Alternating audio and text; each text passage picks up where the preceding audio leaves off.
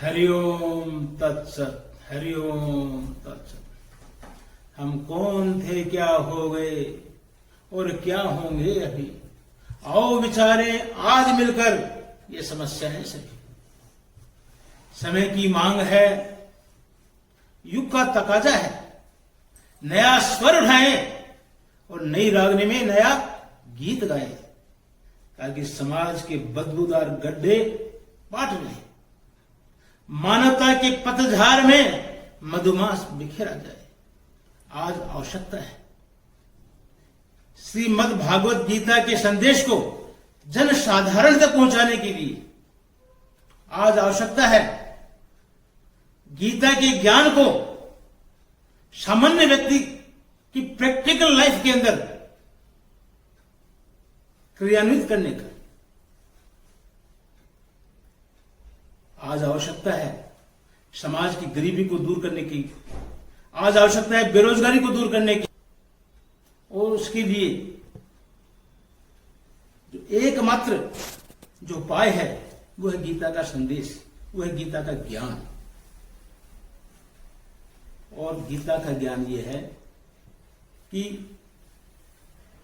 आप उन्नति के शिखर पर पहुंचने के लिए आपको अपनी दक्षता का पूर्ण उपयोग करना पड़ेगा। आपको कार्य के अंदर कुशलता लानी पड़ेगी। आपकी अपनी क्षमताओं का पूर्ण उपयोग करना पड़ेगा, जिसको इंग्लिश में कहते हैं principle of the best performance. Shri Krishna ने कहा, अर्जुन, इस महाभारत के युद्ध के अंदर आपको बेस्ट परफॉर्म करना है। आपको कर्म की कुशलता लानी है, आपको कर्म की दक्षता लानी है। अर्जुन ने कहा, हे परमेश्वर, हे सुप्रीम अथॉरिटी, हे गुरुदेव, वो कौन सी विधि है, वो कौन सा उपाय है, वो कौन सा तरीका है जिसमें बेस्ट परफॉर्मेंस कर सकूं, जिससे मेरी दक्षता का मैं पूर्ण उपयोग कर सकूं। श्री कृष्ण ने कहा दूसरे अध्याय के अंदर 47 और 48 नंबर के श्लोक में, कर्मण्यवाधिकारस्ते मा फलेषु कदाचन मा कर्म फल हेतुर्भु मा ते संगोऽस्तु अकर्मणि योगस्थः कुरु कर्माणि संगम त्यक्त्वा धनंजय सिद्धियै सिद्धि समो भूत्वा समत्वं योग उच्यते। हे पार्थ, हे अर्जुन, अगर तुम बेस्ट परफॉर्मेंस करना चाहते हो तो सुनो विधि, सुनो उपाय। अर्जुन ने कहा, गुरुदेव सुनाइए।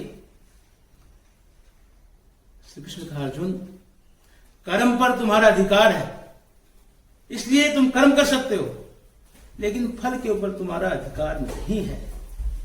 इसलिए फल का तुम हेतु मत बनो, फल के अंदर तुम आसक्त मत हो, फल के लिए तुम अधीर मत हो, फल के लिए तुम धैर्य को मत हो। और अगर कर्म करने के पश्चात भी समुचित फल नहीं मिलता है तो तुम अकर्मण्य मत बनो, निरंतर कर्म करते रहो। This is the principle of the best performance. अगर आप उन्नति करना चाहते हो, अगर आप अपने कार्य के अंदर दक्षता प्राप्त करना चाहते हो, अगर निरंतर प्रगति के पथ पर बढ़ना चाहते हो, तो आपको गीता के संदेश के अनुसार बेस्ट परफॉर्म करना होगा। आपको केवल कर्म की चिंता करनी है, केवल कर्म का चिंतन करना है, धीर नहीं होना है, फल के अंदर आसक्त नहीं होना है। और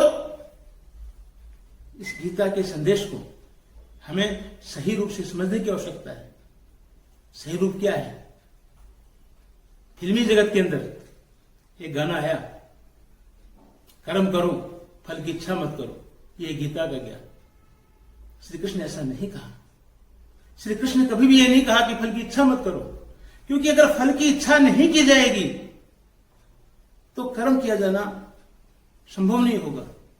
जन व्यक्ति, जनमानस, साधारण व्यक्ति कर्म करता है फल की इच्छा को लेकर के। श्री कृष्ण का फल की इच्छा करो।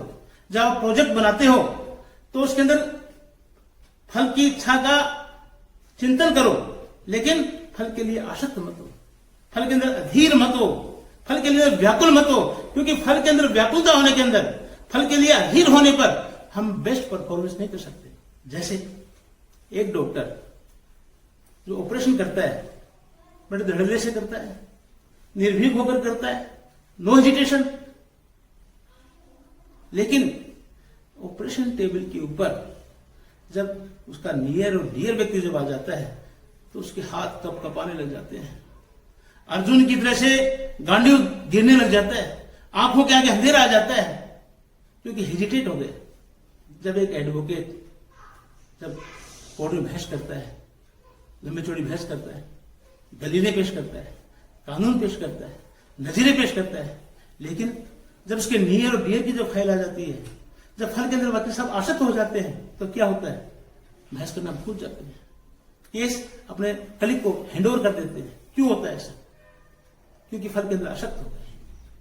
फल के अंदर जब आसक्त होते हैं तो बेस्ट परफॉर्मेंस नहीं किया जा सकता। जब इंटरव्यू देने के लिए जाते हैं, जब कोई बहुत बड़ा अवसर जब हमारे सामने आता है, आईएएस की इंटरव्यू देने के लिए जाते हैं, आरएस की इंटरव्यू देने के लिए जाते हैं, हमारे अंदर दक्षता है, हमारी पूर्ण से तैयारी है, लेकिन इंटरव्यू को हम सही रूप से अच्छी तरीके से फेस करने में हेजिटेट हो गए। क्यों हो गए? क्योंकि हमने फल की चिंता कर ली, फल के अंदर आसक्त हो गए, मेरा नंबर आएगा कि नहीं आएगा, मैं पास होऊंगा कि नहीं होऊंगा। ये जो फल की जो चिंता है, ये बेस्ट परफॉर्मेंस को रोक देती है। क्रिकेट जगत के अंदर सबसे जो ज्वलंत उदाहरण है सचिन साहब का। सचिन साहब 90 से लेकर के 99 के बीच में कितने बार आउट हुए? 27 बार। जब 27वें बार जब आउट हुए और जब घर के अंदर गए और चाय पी रहे थे और उदासीन थे, डिप्रेशन में थे, तो उनका बच्चा आया, उनका पापा आप उदास क्यों? सचिन चुप रहे। बच्चे ने कहा, पापा जब 90 से 99 के बीच में जब रन बनाते हो तो एक एक दो दो रन मत बनाया करो। जैसे 90 के टाइम में आपने चौका और छक्का जैसे लगाया है, वैसे ही सहजता के साथ में चौका और छक्का लगाते जाओ, आपकी सेंचुरी बन जाएगी। आप सेंचुरी के लिए आसक्त मत हो, आप सेंचुरी के लिए धैर्य को मत खो, आप सहजता के साथ में खेलो। और सचिन साहब सफल हो गए, सचिन साहब की सेंचुरी अब बनने लग गई। क्यों बनने लगी? बच्चे ने मोटिवेट किया, बच्चे ने पीठ थपथपाई, बच्चे ने बेस्ट परफॉर्मेंस का प्रिंसिपल समझाया। यही प्रिंसिपल श्री कृष्ण ने गीता के माध्यम जनमानस व्यक्ति, अगर जन साधारण व्यक्ति उन्नति करना चाहता है, दलित और शोषित व्यक्ति का विकास हम करना चाहते हैं, हम गरीबी को खत्म करना चाहते हैं, हम बेरोजगारी को दूर करना चाहते हैं, हम समाज के विघटन को खत्म करना चाहते हैं, तो आओ आज हम कर्मण्यवाधिकारस्ते मां फलेषु कदाचन मां कर्म फल हेतुर्भु माते संग सत्व कर्मणि के सिद्धांत के ऊपर बेस्ट परफॉर्मेंस का तरीका सीखें और उस तरीकों को जनमानस के अंदर पहुंचाएं। जनमानस की सेवा का ये सबसे सुगम, सबसे सीधा, सबसे सरल उपाय है।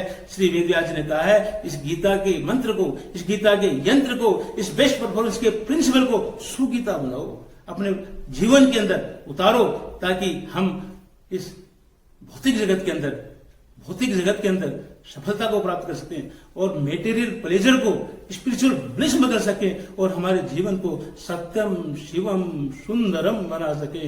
जय भारत, वंदे मातरम।